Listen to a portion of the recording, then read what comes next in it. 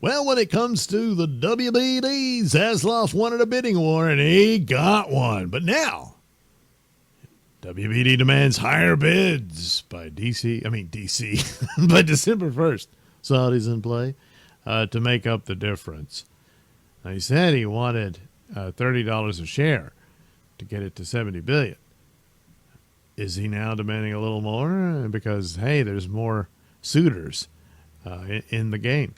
So Warner Bros. Discovery has reportedly requested second-round bids from Paramount, Skydance, Comcast, and Netflix by December 1st.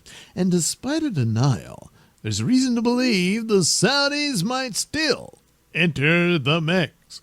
Last week, Variety claimed Paramount Skydance had partnered with Saudi Arabia, Qatar, and Abu Dhabi's sovereign wealth funds to submit a $71 billion offer. So that would top out the whole thing, and that would go over Zasloff's initial request or desire, and he'd pretty much have to go, okay, Paramount gets it, at that point. And they're offering that for all of it, not just the streaming service and the studio. But Paramount quickly shut down the report. But that hasn't stopped speculation. Multiple outlets, including Cosmic News, previously reported the Ellisons could bring in Middle Eastern money during negotiations, not necessarily before the initial bid. So they're hemming and hawing about it, but that it's an option they could go to should it be necessary. And it might be, because you've got these competitors in there. But other than that, Variety saying, yeah, they're partnering. They saying they had partnered with them. They're saying no.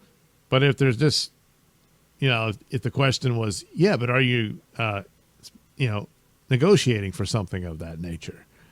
If you're interested in taking their backing, something of that, and well, I don't want to answer that just yet. I guess. I don't know. But it's to say that because initially it was like Comcast was in bed with the Saudis for a takeover of Warner Brothers, where Paramount was on its own. And then it said, no, Paramount's seeking Saudi money too. Because if they're going to beat out Comcast, they'd probably have to. But, if it's a complete shutdown, then you really don't have anything here. But speculation. With WBD now demanding improved bids by December 1st, it's possible the Ellisons could still link up with sovereign funds to boost their offer, especially if Comcast, previously tied to the Saudis, matches or surpasses their price.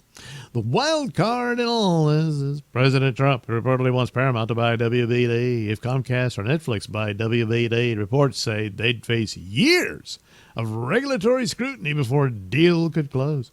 Trump is also friends with the Saudis and recently announced a $1 trillion partnership. Yeah.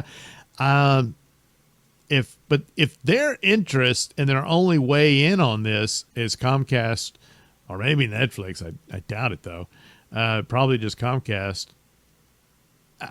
what are you going to do?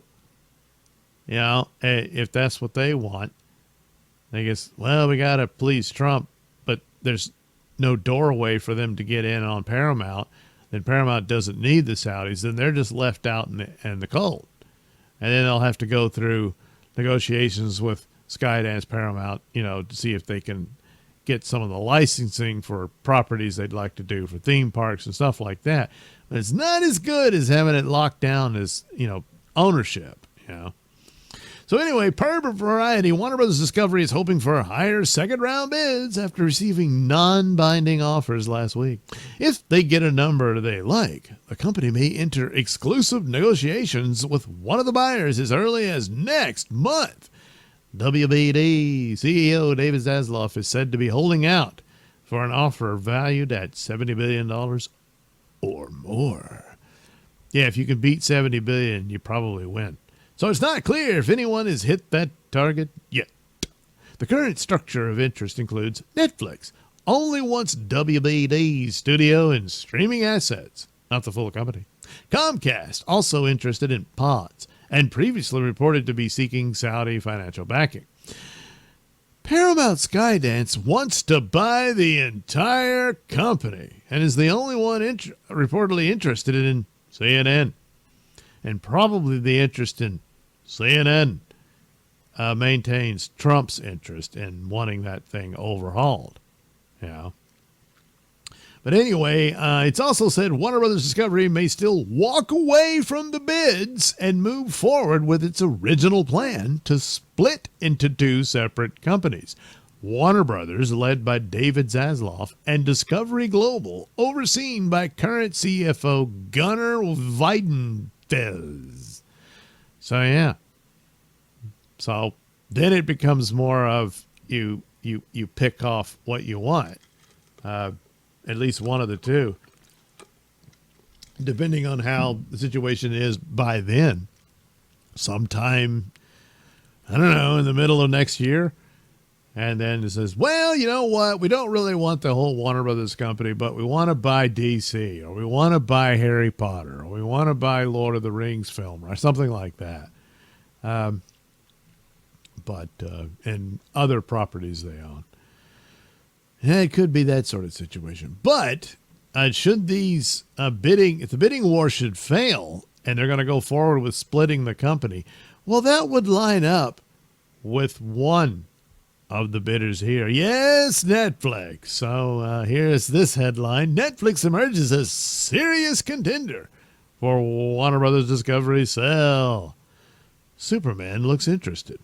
So anyway, even though reports have said Netflix isn't really in the mix and is driving up the price intentionally, it probably is driving it up, because if that locks out everybody else, then Warner Brothers goes through with the split. See? Netflix is now reported to be ramping up its effort to acquire Warner Brothers Discovery, focusing on the studio and streaming side of the business. According to the New York Post, Netflix's CEO Ted Sarandos has launched a charm offensive with WBD's board and U.S. regulators that may be narrowing the lead once held by Paramount Skydance in this bidding war. Netflix's team is reportedly arguing that a merger with WBD's streaming arm falls into category ambiguity. The idea that streaming competes broadly with platforms like YouTube and social media, making traditional antitrust concerns less relevant. Yeah, but they could still stall you out for years. That's the looming problem there. Even though, which if you really don't have a strong case for antitrust, then you shouldn't pursue it. But out of spite, that would probably be more the case with Comcast than Netflix, but Netflix is pretty lefty, you know, and that's why it's not such a great idea that they get in charge of DC. You know, I don't know. According to the report, that argument appears to be resonating with some board members and DOJ staff, raising doubts about the inevitability of Paramount's path to acquisition. Yep. Zaslav seems surprised. I don't know why, though. Well, Paramount Skydance remains the front runner with its bid previously reported near $25 per share. I thought it was $27. But anyway, a roughly $60 billion. Of course, Zaslav wants $70 billion. For the full company, including the studio, HBO Max, and cable assets like CNN, Netflix's narrow-focused studio streaming is appealing to WBD as it moves forward towards its planned split. So, yeah. That's why it goes back, hey, is Netflix trying to drive up the price? Well, yeah, that works for them, and it knocks out the other players in this. And Warner Brothers goes through with its split, and then it swoops in and takes the studio and HBO Max. And Discovery Global just, you know, dies the slow death that it's inevitably going to do. Insiders for the outlet say the board sees a deal with Netflix as simpler and cleaner than a full company takeover. Uh-oh. Despite the surge of momentum, Netflix still faces hurdles. Its stock has dropped nearly 10% after news of its WBD bid emerged, signaling investor wariness about the acquisition strategy. Yeah, that's a problem. Can you really take this on? Yeah. Additionally, the antitrust argument, while gaining traction, is untested, especially with Trump reportedly backing Paramount Skydance. The Post says that Paramount's legal team continues to warn that combining two major streaming services with a legacy studio could still trigger serious regulatory scrutiny. Well, all right then, you know. Hey, you're a streaming service. Buying a streaming service, you know. But there's a lot of streaming services, so I don't know. Even though, you know, Netflix is the biggest one. YouTube is the biggest one, the biggest of all, you know. But Netflix, as far as, you know, comparison to Disney and HBO Max, it's way ahead of those. But still, ultimately, I think they could survive antitrust. I just don't know. Are they in the position to take on even just the studio and IP now? And if there's some shaky ground on their board's part, then. But nevertheless, the main problem here is the ideologies of the two. Paramount, oddly enough, thanks to Skydance taking it over, it might be the better chance to not be so, you know, cult-like leftist, and to have a DC bought out by Netflix. I don't know that I care to see that. As for Snyderverse and his other, like, hey, sell it to Netflix because Snyder's making films for them. It looks like that era is over. You know, unless the plan all along was for him to drop all the plans for these other projects that he was working on. Forget about Rebel Moon and all that, since they failed anyway, and start producing Snyderverse. Is that it? Yeah. Don't know. But if there's interest in it at all and there's solid metrics that this would be worth the risk, then it might happen with any of these entities that take it over. But anyway, there you go. A scenario for Netflix here. Yes. The bidding war fails. It prices out the others and then swoops in when the company splits. Might work.